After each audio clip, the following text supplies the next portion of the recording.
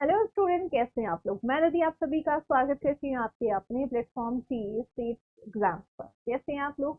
चलिए बात करने वाले हैं अभी हमारा जो पीईटी का एग्जाम होने वाला है उसके बारे में। बहुत सारे स्टूडेंट्स के दिमाग में बहुत सारे क्वेश्चन जो हैं अभी उबल रहे होंगे, निकल रहे होंगे, सोच रहे होंगे कि इनका आंसर हमें कैसे मिलेगा।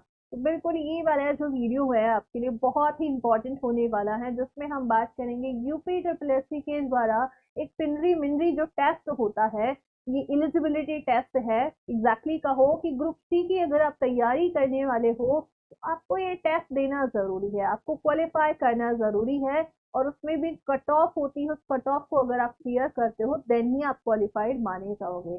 तो ग्रुप सी वालों बिल्कुल ध्यान से सुनिएगा कि आखिर एपीईटी होता क्या है और कौन कौन से ऐसे एग्जाम होंगे जो कि पीईटी इसके लिए आपका क्वालिफाई होना जरूरी है। अगर हम बात करें अभी पीटी को लेकर, जितने भी क्वेश्चंस होंगे आज आपके सारे सॉल्व हो जाएंगे। चलिए तो शुरुआत करेंगे इस सेशन की। इस सेशन को, इस वीडियो को आप सभी अपने अपने मित्रों तक पहुंचाएंगे जो भी पीटी की तैयारी करने वाले हैं।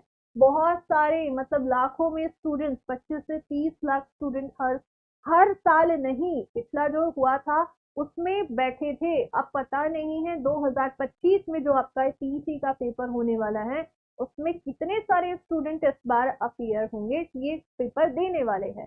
चलिए तो इसके बारे में बेसिक बेसिक कुछ क्वेश्चंस हैं, उनको टैकल कर लिया जाए, उनको देख लिया जाए। तो पीईटी क्या है, क्यों ये जरूरी है, इसकी जो डेट है, एक्सपेक्टेड एग्जाम की डेट क्या होने वाली है, इसमें कट ऑफ क्या रहेगी और कौन कौन से एग्जाम के लिए इंपॉर्टेंट होता है पीईटी क्वालिफाई होना, ये हम जानने वाले हैं। यदि हम बात करें पीईटी की, तो आप ग्रुप सी की अगर तैयारी कर रहे हो, है ना, अगर आप जाने वाले हो ग्रुप सी के लिए, अब ग्रुप सी में आपके बहुत सारे एग्जाम होते हैं, जैसे लेखपाल है आपका, जूनियर असिस्टेंट है, और भी कई सारी लिस्ट लंबी है। इन सभी एग्जाम से पहले आपका पीईटी क्वालिफाई होना चाहिए। एक तरीके से कहो पिंडरी मिंडी जो है ये आपका एलिजिबिलिटी टेस्ट है, ठीक है। एक कट ऑफ डिसाइड होती है। मान लो भैया अब हम बात करें पिछले, अगर जो आपका 2022 वाला था उसके अकॉर्डिंग अगर हम चले तो 70 प्लस आपको क्या करना होगा, आपको मार्क्स लाने पड़ेंगे, ठीक है। और ऐसा नहीं है कि इसके लिए आपको अलग से तैयारी करनी पड़ेगी, नहीं। आप जिस भी एग्जाम की तैयारी कर रहे हो नॉर्मली आपका जीएस, मैथ, रीजनिंग और हिंदी, यही सब्जेक्ट आपको प्रिपेयर करके रखने हैं अच्छे से। उन्हीं जिस भी एग्जाम की तैयारी कर रहे हो उसी को पढ़ते पढ़ते आप ये टेस्ट आराम से देख पाएंगे, ठीक है। अब यहाँ पर अब अगर हम बात करें तो फॉर्म आपका भरना शुरू हो चुका है। कब से, अभी डेट आपकी नहीं आई है, 14 मई से शुरू होगा। नोटिफिकेशन इसका आ चुका है जिसके बारे में आप पहले भी जान चुके हैं, पूरा वीडियो उस पर बना हुआ है। तो यहाँ डेट की यदि हम बात करें, फॉर्म आपका 14 से 17 जून के बीच में भरा जाएगा। आराम से अपना फॉर्म भरिए। एक्सपेक्टेड डेट की मैं बात कर रही हूँ, एग्जैक्टली डेट तो अभी नहीं पता है, बट एक अनुमानित डेट हम अगर लेकर चले तो सितंबर में आपका ये एग्जाम हो सकता है। तो एक तरीके से कहो 2 से 3 महीने आपको मिल जा रहे हैं कि आप आराम से अपने दूसरे एग्जाम की तैयारी करते करते पीटी की तैयारी कर सकते हैं। साथ ही में यदि हम बात करें यहाँ पर, आप जो पीईटी के थ्रू, मतलब ये एग्जाम के थ्रू कौन कौन से और आपके जो एग्जाम होंगे उनको देखेंगे, वो लिस्ट अगले पेज पर होगी। यदि हम बात करें इसमें कितने मार्क्स लाना जरूरी है, तो जैसे कि मैंने कहा, पिछले अगर हम बात करें उस समय जो बच्चे इसमें अपीयर हुए थे 25 से 30 लाख थे। अब जितने ज्यादा स्टूडेंट इसमें आएंगे क्या होगा, कट ऑफ बढ़ती चली जाती है। अब ग्रुप सी में चाहे लेखपाल की भर्ती है या फिर आपकी और भी कई सारी भर्तियां होती हैं, तो डिपेंड करता है कि कितनी वैकेंसी आई है। और उस वैकेंसी में अगर हम देखें, जैसे कि मान लो लेखपाल की हम बात करें, लेखपाल में मान लिया जाए आपकी वैकेंसी आई 8,000, है ना, कितनी आ गई, 8,000 आ गई। तो क्या सिर्फ 8 से 10,000 बच्चे फॉर्म भरेंगे, नहीं, लाखों बच्चे फॉर्म भरते हैं। तो अब क्या होगा कि ये जो लाखों बच्चे हैं उनमें से देखा जाएगा कि किसके पास ये पीईटी का सर्टिफिकेट है। एक तरीके से आप जब क्वालिफाई कर लोगे तो आप एलिजिबल हो जाएगी ग्रुप सी के एग्जाम्स को देने के लिए। अगर आप पीईटी क्वालिफाइड हो देन आप लेखपाल की जो है इस भर्ती में अपना अप्लाई करोगे, उसके बाद आपका रिटन एग्जाम होगा। अब 25-30 लाख में से बच्चे छट जाएंगे, है ना, ज्यादा ही जाते हैं ऑब्वियसली इसमें। तो यहाँ पर इस भर्ती में आपको क्या होगा भाई, आपको जो है वही बच्चे बैठने को देखने को मिलेंगे जिनका पीईटी क्वालिफाइड है। इसमें से 20% बच्चों को छांट लिया जाता है आगे के फेज के लिए, है ना। तो यहाँ पर आपको पता है किसी भी एग्जाम में 20 गुना जो बच्चे होते हैं, 20 गुना बच्चों को जो है आगे भेज दिया जाता है, परसेंट नहीं 20 गुना कहिए कि 8,000 का जो है 20 गुना बच्चों को आगे भेजा जाएगा कि चलिए भाई आपका पेपर क्वालिफाई हो गया, अगले फेज में आप पहुंच गए हैं।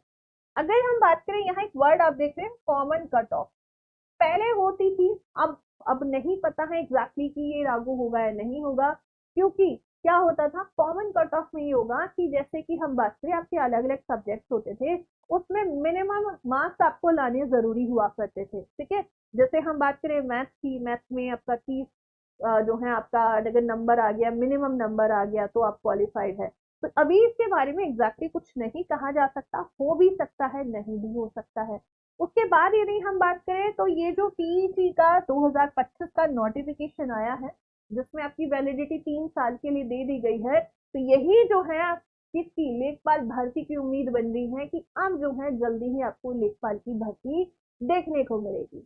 अब हम बात करने वाले हैं किसके बारे में कि आखिर कौन कौन से एग्जाम हैं जो कि पीईटी के थ्रू होंगे, मतलब अगर आपने पीईटी क्वालिफाई कर लिया है देन आपके कौन कौन से एग्जाम को आप क्या करोगे भाई, अपीयर हो पाओगे। तो इनकी लिस्ट इस तरीके से है कि भाई तो आपका लेखपाल वाला है, ग्रुप सी वाले ही पोस्ट आपकी मेनली देखने को मिलेंगी।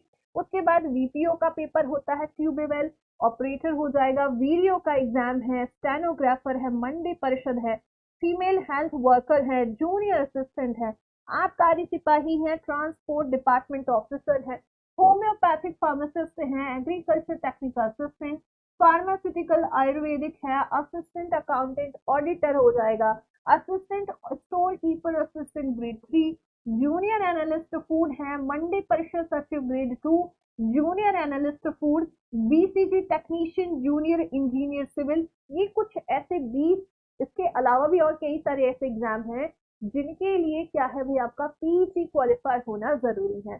तो बिल्कुल अगर आप सोच रहे हैं कि पीईटी का फॉर्म भरे या ना भरे, तो सोच लीजिए अगर आपको इनमें से किसी भी एग्जाम की तैयारी करनी है, पेपर क्रैक करना है, ठीक है, तो क्या करोगे आप पीईटी का फॉर्म भरोगे और सिलेबस कुछ डिफरेंट नहीं है, वही आपका मैथ, रीजनिंग, जीएस और आपका हिंदी आता है।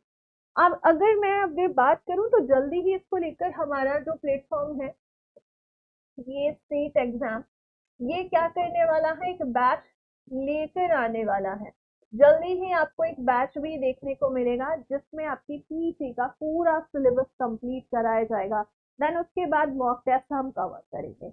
अभी आप लोगों के लिए जो अभी बहुत सारे ऐसे स्टूडेंट होंगे जो कि बीएसएफ की तैयारी कर रहे हैं, चाहे एसटीएम के लिए जा रहे हो या फिर एएसआई के लिए, तो इनके लिए एक पराक्रम बैच अभी हमारा चला हुआ है जिसका ऑफर प्राइस 199 है।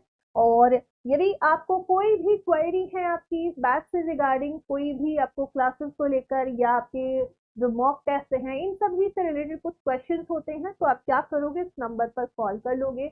इसके अलावा आपके लिए फाउंडेशन बैच भी चल रहा है, बेसिक से एडवांस की तरफ आप बढ़ोगे इस बैच में। मैथ फाउंडेशन बैच है, रिकॉर्डेड बैच आपको मिल जाएगा। इसका ऑफर प्राइस अभी 199 है और हेल्पलाइन नंबर आपको दिया गया है। अगर इसके बारे में कोई इश्यू आपको आ रहा है, बैच नहीं ले पा रहे हो, तो पहले तो क्या करना है, बैच लेने से पहले हमारा एप्लीकेशन डाउनलोड कर लेना है। Teachers achiever Google play store पर जाइए, टीचर्स अचीवर्स एप्लीकेशन डाउनलोड कीजिए। देन उसके बाद जो है आपको ये सभी बैचेस वहां शो करेंगे। अगर नहीं एनरोल कर पा रहे हो तो इस हेल्पलाइन नंबर पर आप कॉल कर सकते हैं, ठीक है।